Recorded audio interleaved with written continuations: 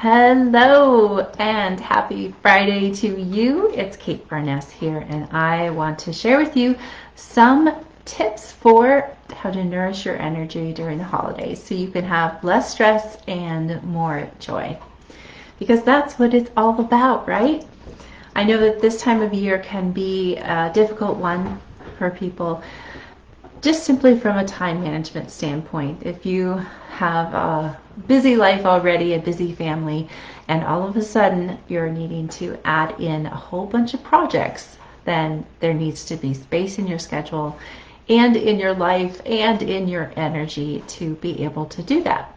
So hopefully today I can provide some tips on how to be more efficient with the tasks that you're doing, as well as ways that you can tune in and be intentional with this time of year, because it can bring so much joy if you're able to be present to it.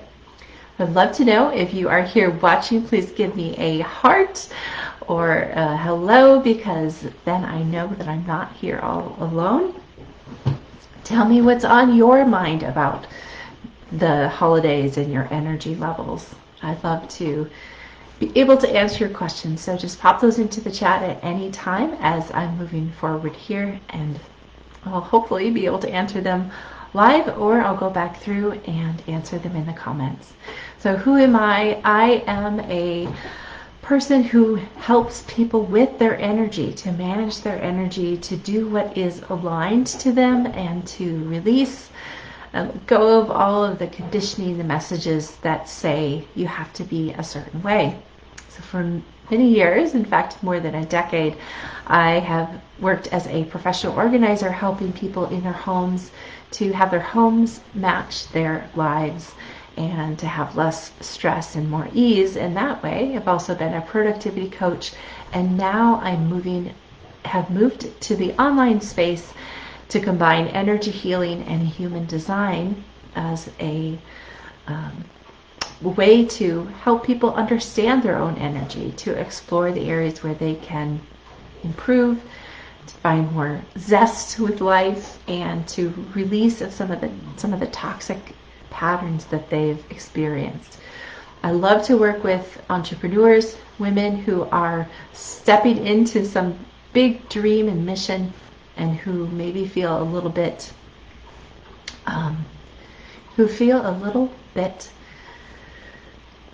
in self-doubt, worried about visibility, worried about how to engage with the people who they're meant to serve. And so that's one of my sweet spots, but really I'm here for all of you, and I'm especially here for all of you today. We're going to talk about obligation. Thank you, Brenda, for your comment about that feeling of obligation over the holidays. It can be one that leads you away from intention, I want to say. So let's have an intention to not feel obligation this season. So one way we can do that is to get in touch with the part of ourselves who is childlike. Maybe you're like me and you have wonderful memories of the holidays.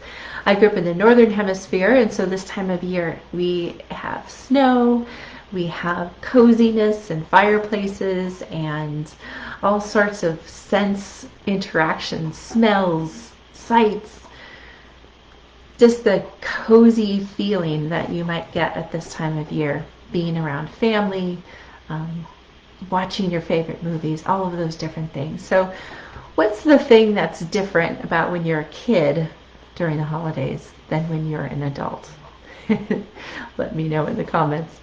I can tell you, when you're not responsible for managing all of the things and orchestrating all of the things, the holidays are much more fun to experience, right? You're a kid, you get to just step into wonder. There's a sense of magic and possibility in the air. There's the anticipation of gifts and special treats that you only have this time of year.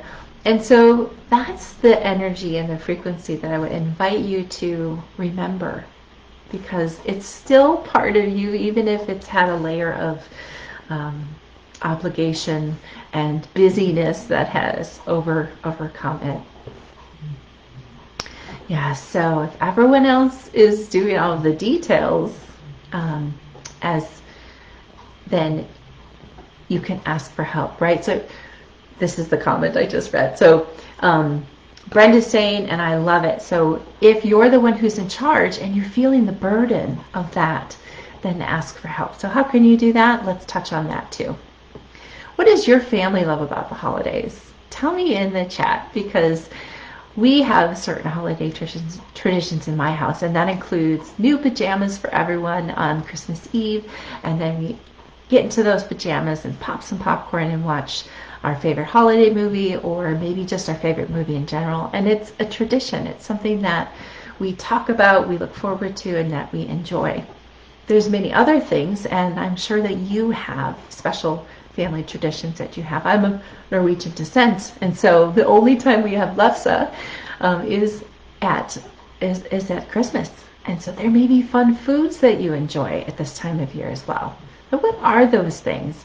It's valuable to capture them, to write them down, because then again you can turn your attention to the things that you most enjoy. Like, am I doing that? Am I making that particular thing? Am I watching that movie that I get such a kick out of? So these are the pieces that it is worthwhile to take time to jot some notes down. And I've got something, a free gift that I want to offer you. It's a resource. I've been doing this for 8 years, and actually I've been speaking about a holiday energy management for longer than that. But this is a free resource that I have for you. It's called a holiday planning guide. I'm going to put that, the link to get that, so you can have your very own version of it and see if this can help you to be more organized, because it's all in one place. So there's a place in here for you to ask those questions and be intentional. And I promise you that if you just take 5 minutes, only 5 minutes, and write down some of the things that you really love about the holidays, it's going to anchor you into your intention, rather than be carried away by, oh, here's another thing I need to do, and oh, I couldn't find that thing there, so I need to go here. And there's that chaotic energy is easy to get carried away with. But if you take a moment, I promise you, if you take a moment to just jot down, these are the things that are absolutely essential for us to do this year, that is going to go a long way in keeping it in at the top of your mind as you step into these additional projects. So think about music, movies, books, events. What are the things that you love to do? What are the things that you love to make and partake in? Thinking back, another way to think about this too, as far as the taking a moment to journal and jot some things down. Now, last year, 2020, was a really unusual year for us in general, right? We weren't able to really go visit family. Maybe you did, maybe you didn't, but things were really different. And we're in this moment of time where we might have been on that roller coaster of doing, and then the pandemic hit, and it really interrupted that. It forced us to make different decisions. Now, there may have been benefits to that. There may be introverts out there who are like, oh, I absolutely loved not having to go anywhere last year. This was fantastic, and I just was able to cozy up, and I didn't have the obligations that I normally do. There may be also negatives to that, right? I didn't get to see my family. I haven't seen them for 2 years or 3 years or whatever the case may be. So there are things that didn't happen that you wanted to happen. So take a moment and write down, what are the things I actually enjoyed about last Christmas? What are the things I really missed? Again, this is going to give you some great perspective on what's most important to you. And if we in our lives do what's most important to us, isn't that a good thing? Isn't that meaning that we're living with intention? And I think that one of the lessons of the pandemic has been that we're no longer putting up or tolerating this mindless race to nowhere, this endless doing. There's something that has shifted in us, and at least most of us. And so I would ask you to honor that See what wisdom that it has for you, what it's bringing forward for you, and carry that into these next couple of months, because you have the choice and the freedom to do that. You get to choose how you create your experience over the next few months. So,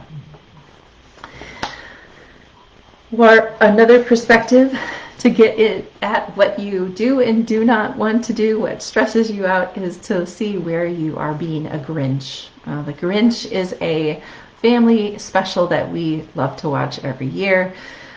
That poor dog, Max, with his fake antlers, is just treated so poorly by the Grinch, isn't he? This is a tradition. But if you're feeling like a Grinch, it's likely that you're feeling overwhelmed, that you're feeling obligated, that there's too many things on your plate. So what are some ways that you can do that? Well, first of all, is to figure out what is it that's stressing you out. So again, you can just pause, make a quick list, jot down 10 things. Maybe you don't have that many, maybe you have more. Where are you feeling stressed? What are the areas? If you're watching this in the replay, I would encourage you simply pause the video and take a moment right now to do it, because we tend to not go back and do things later, right? In the moment, this is the time for you to identify what's stressing you out and then say, how can I simplify this? That is the key question, my friends. How can I simplify this? So if I'm feeling stressed out because I'm hosting Thanksgiving and it's really hard. Thanksgiving is a difficult meal to make because there's everything like at the last minute. Mashing the potatoes, making the gravy, all of those things. But how can I simplify this? Well, one way that I simplify hosting Thanksgiving is to make the potatoes ahead of time. And then I warm them up in a crock pot the day of, and I don't have that big mess there. So there's some things that I can eliminate by simplifying, as well as saying, hey, can you bring this part? Can you bring this part? People love to be active participants in a potluck style meal because it gives them a sense of contributing, right? So allow the contributing. If there's areas where you're just like, nope, I have to do it all myself. Do you? Is there a cost to that belief that you have to do it all to yourself? Does it really matter? So that's the other question. The first question is, if something's stressing me out, how can I simplify this? And the second question is, does it really matter? So these things that you have on your to-do list, these projects that you're adding in, because let's be honest, here are the projects.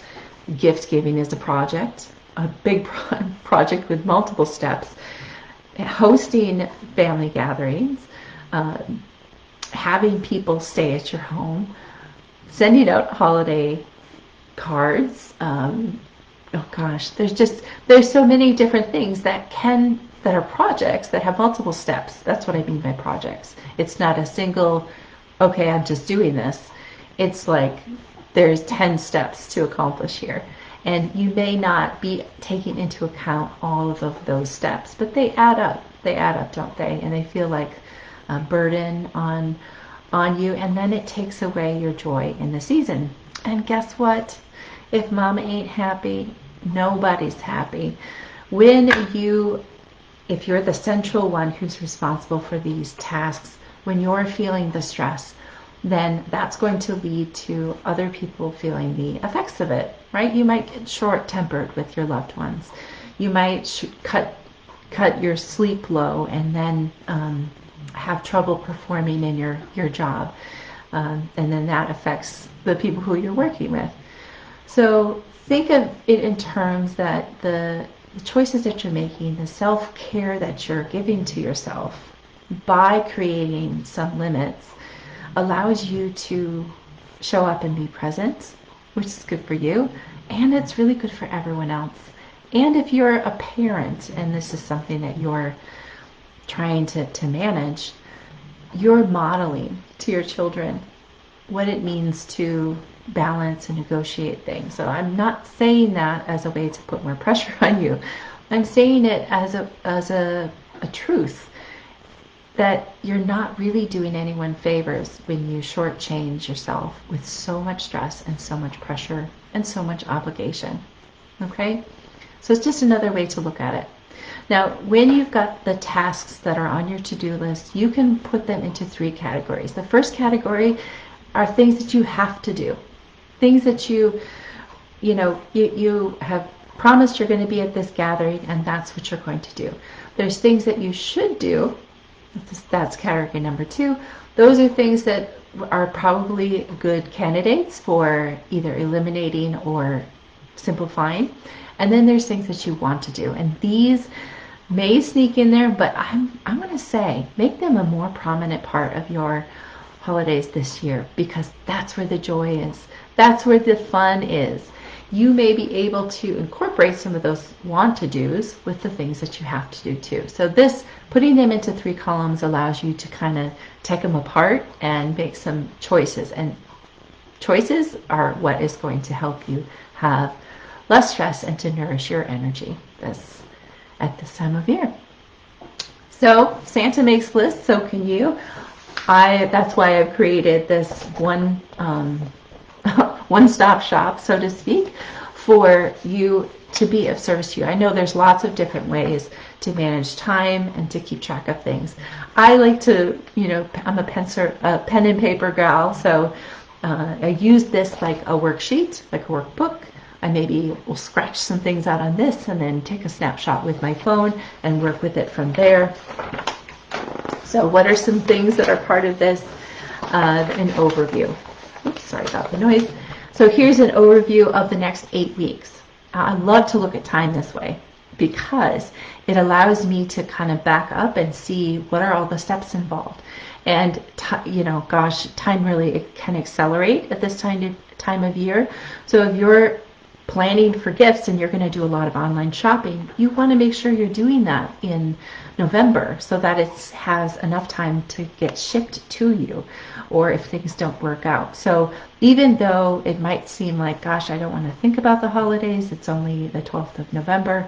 If you are in the United States celebrating Thanksgiving, it's not too soon, I promise you. So looking at the time like this can help you to see what is your schedule overly full. And then you can make the choices and say, gosh, this isn't going to work out. This isn't possible for me to do all of these things and still keep my intention of joy over the holidays. So that's when you get to make your choices. You can also then turn it into smaller chunks of activity. So each week has its own special list that you can plug into whichever things that you plan to do that week to offload the tasks as not one big push, but smaller steps that you can be accomplished. I also have a master gift list, so one place for you to have all the people who you're giving gifts to, what your budget might be for that, what their sizes are. If you're getting clothes, like little ones, they change every year. Ideas that they may have given you, stores that you might shop at. What this allows you to do by having it all in one place is that you can see, oh, okay, so I can probably get these 5 things at this in-person store, or I could shop for that online in this way. And then you can, check your way through what the stages that those particular gift orders are in. There's also a party checklist for you to say, what are the different steps of scheduling the parties, inviting people, tracking who's bringing what, those kinds of things. So again, it brings so much peace of mind to have somewhere to write these bits down. I've also got a spot for traveling. So there's a travel packing list here, as well as some of the things you might want to have on your radar to take care of. There's other things in this free holiday planning guide for you. Whatever is useful to you, use it. I know I've been doing this 8 years, and people look forward to having this as a way to prompt them to get their things in order, but also to hi Leslie. Oh, I've been meaning to touch base with you. So thanks for being here. So this is a place for you to pull everything together, as well as keep that intention, keep that grounded intention there for you to really have the holidays that you want. So some food planning tips. I'm going to just zip through some things here. If you're going to have busy nights, you're able to make something ahead of time and freeze. So let's say that you're not going to eat a whole pan of lasagna, a 9x13 pan. You make an 8x8 pan. You have it now, and then you freeze the other one and you pull it out in December when you know that you've got a lot going on. So that's one way to do it. Use potlucks to take some of the pressure off of you as the sole supplier of things. Make sure that your go-to meals are available. So you've got the pasta if your kids love pasta or your family loves pasta. You've got that stocked in your pantry, and you can just pull it out, make simple meals, and keep that area of your life as simplified as possible as you do these other projects. Also, for cleaning, before you put up your holiday decorations, pick up your house. Just tidy things up a little bit, because you're going to feel a lot more together. And if you're decorating quite a bit, that is going to feel kind of chaotic and potentially take multiple days to finish. So if you have things picked up, it's going to reduce the sense of chaos that you have as you do the project of decorating. Again, this is a project, is to put up Christmas decorations. So take into account the fact that it's a project and make space for it. Make your life easier, make it feel better. Turn it into a fun time that you're turning on your favorite music and everyone's helping out to decorate ornaments on the tree, or maybe telling stories about the times that you got those ornaments. This is what you can do to just bring in little moments of joy. Yeah? Look for those moments of joy for yourself and for others, whether that is heating up some spiced tea to enjoy and just sitting by the fireplace, or listening to Christmas music. Whatever the thing is that makes you happy, find those moments. Make it important to create some time for it, even if that time is 10 minutes or maybe longer. Let yourself sit in front of the Hallmark movies, the holiday movies, and fill out your holiday cards, right? So these are some of the things that you can be intentional about and make choices about when you have the awareness of where your energy is going. When you say, I'm in charge of this. So if you are decorating and you come across things that you're like, I don't really love that anymore, and it's not something nostalgic for others, have a box right there so you can set it in there, take it to Goodwill or Salvation Army, and then so someone can get that item before Christmas. It's a good way for you to keep your home clutter-free, meaning you don't have the things that you don't love or use, and for someone else to enjoy the holiday as well. Think what else? Clutter-free gifts. Here we go. So if you have younger kids, you probably have a toy explosion that happens right after Christmas. If you're a grandparent and your children are saying, please don't give my kids a whole bunch of toys because we're already overwhelmed, what's the alternative to that? Well, clutter-free gifts. And that doesn't have to be any less exciting and fun than a great big plastic toy.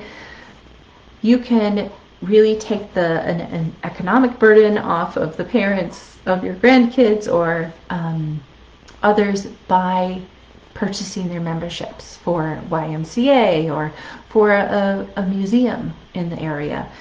Maybe you create a little certificate that you're going to bake cookies with grandma, on X day. And then you can include a fun little physical gift in that too, so that there's something for the child to open that's not just a piece of paper. It could be a spatula and a a little cookie mix or something, right? So just think of something that might be associated with that. If it's the YMCA, maybe you give them a little bouncy ball that they can enjoy, but then they know that there's an experience later that they'll get to have, even if they don't understand it. Kids can get overwhelmed as they're opening gifts as well. So think out of the box and think of experiences, because really isn't that what is so much more enjoyable anyway? You have a special talent, or you know someone with a special talent and they're short of money, this is the kind of thing that you can offer. You can offer to paint, to babysit, to get piano lessons. Those kinds of things are a nice way to, share something that's really special. That's not just the materialistic thing. If you are overwhelmed by how many people you need to shop for, definitely consider ways to renegotiate the gift giving. Now, it may be too late for this year to do that, but when you gather, you can say, hey, maybe we can simplify our gift giving. Maybe we can draw names. Or this is a fun tradition that we did for many years in my family, was to play a gift game where we each brought a nice gift on a certain theme, and then we played a game where we chose by numbers what it was, and you could steal back, and it became an experience that we got to have together as a family, which was really fun.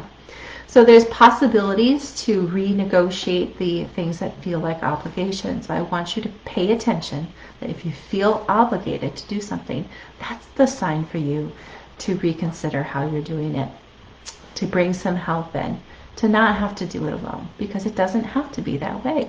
You get to choose. So that's all I'm going to share with you today. If you have any particular questions, I would love to answer them. Anything about balancing, about organizing, whatever you wish. And if those questions don't get answered live here and you're watching the replay, just ask the questions and I'll come back through and I'll address it. Know that I am happy to help you with your overall energy. If you're feeling stuck, if you're feeling frustrated and like your life is really out of alignment, I use energy healing and human design to help say goodbye to the exhaustion and hello to more energy. This is a process that I use my coaching skills for, and we work to find a new natural way for you to feel good in your life, because that's what we're here to do. Staying on your diet during the holidays. What a good question. Intention, right? So if you follow this process that I've shared earlier, and that is, what would you like to happen? What has happened in the past? And what feels like doable? Okay? So you can be mindful and intentional about how you're eating, because what happens when we get stressed and tired, we don't get enough sleep, or we just have too much to do, then we comfort eat. We actually crave the carbs and the sugar, and then that just reinforces the kind of like icky, plumpy, inflamed feeling, which doesn't feel good, does it? But it is also true that it's fun to be able to partake in those traditions, those food traditions that are an important part of our nostalgic experience of the holidays. So don't necessarily have to be cut and dry, but try to be mindful. Don't show up at a big buffet on an empty stomach. If you like the taste of food, if it's the comfort of the food that you like, eat more slowly, eat more mindfully. Drink some water. Wait to see if you still want it. These are just some of the tricks. I'm not a health coach or anything like that, but I can say that your intention, your awareness of your habits is going to go a long way, as well as just that bit of grace of knowing that, yeah, I do love to partake in these things, and I can do some of that. So figure out how much of that you're wanting to do, but make it feel good. When we feel deprived, that's when we go bonkers, right? So, okay, if there's no other questions, I'm gonna finish this up. Please contact me. You can send me a direct message or make a comment here and let me know if there's more information that you'd like. Again, I have the link to put in that link to the holiday guide. Free download. Just grab it and use it if you want, or tell other people about it. I'm really just doing it as a great resource for you, and wishing you all the best as you move forward through this, and have a great weekend. Bye.